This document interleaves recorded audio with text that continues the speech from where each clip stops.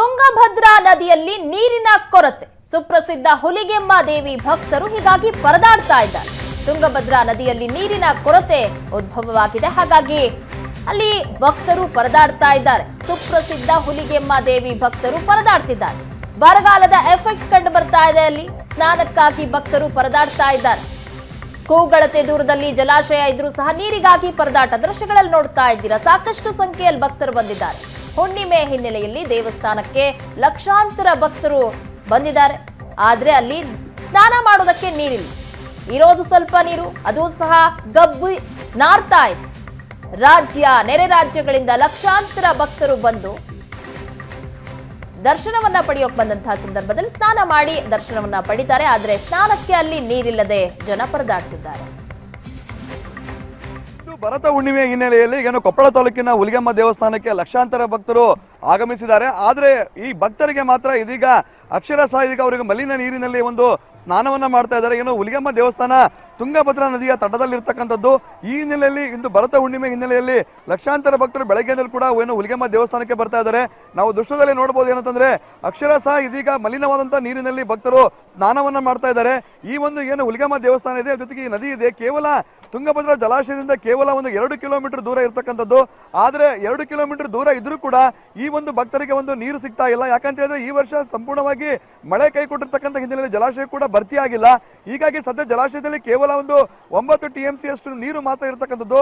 ಆ ನೀರನ್ನು ಕೂಡ ಒಂದು ಕುಡಿಯೋ ನೀರಿಗೆ ಬಳಕೆ ಮಾಡ್ಕೊಳ್ತಾ ಇದ್ದಾರೆ.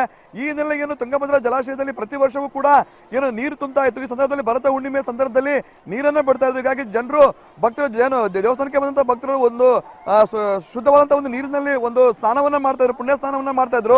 ಆದ್ರೆ ಈ ವರ್ಷ ಮಾತ್ರ ಅದು ಸಾಧ್ಯವಾಗ್ತಾ ಇಲ್ಲ.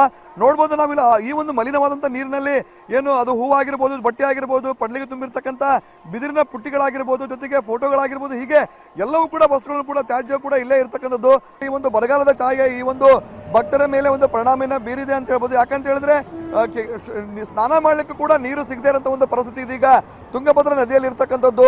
ಈಗಿರ್ತಕ್ಕಂಥ ಜಲಾಶಯದಲ್ಲಿ ಇರ್ತಕ್ಕಂಥ 9 TMC ನೀರನ್ನು ಕೂಡ ನದಿಗೆ ಬಿಡದೇ ಇರೋದಂತ ಒಂದು ಪರಿಸ್ಥಿತಿಯಲ್ಲಿ ಏನು ತುಂಗಭದ್ರಾ ಆಡಳಿತ ಮಂಡಳಿ ಇರ್ತಕ್ಕಂಥದ್ದು. ಹೀಗಾಗಿ ಏನು ನಿಂತ ನೀರಿನಲ್ಲಿಯೇ ಸ್ನಾನ ಮಾಡುವಂತ ಒಂದು ಅನಿವಾರ್ಯತೆ ಇದೀಗ ಭಕ್ತರಲ್ಲಿ ಇದೆ. ಏನು ರಾಜ್ಯದ ವಿವಿಧ ಮೂಲೆಗಳಿಂದ ಕೂಡ ಅಸಂಖ್ಯಾತ ಲಕ್ಷಾಂತರ ಭಕ್ತರು ಬಂದಿದ್ದಾರೆ.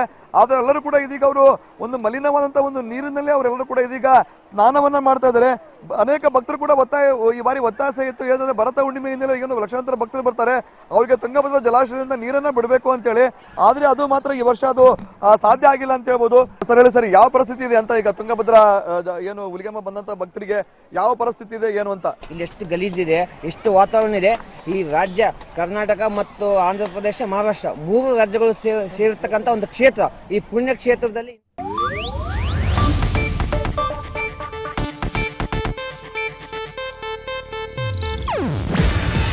ಇದು ಏಷ್ಯಾನೆಟ್ ನ್ಯೂಸ್ ನೆಟ್ವರ್ಕ್ ಪ್ರಸ್ತುತಿ. ನೀವು ನೋಡ್ತಿದ್ದೀರಾ ಏಷ್ಯಾನೆಟ್ ಸುವರ್ಣ ನ್ಯೂಸ್.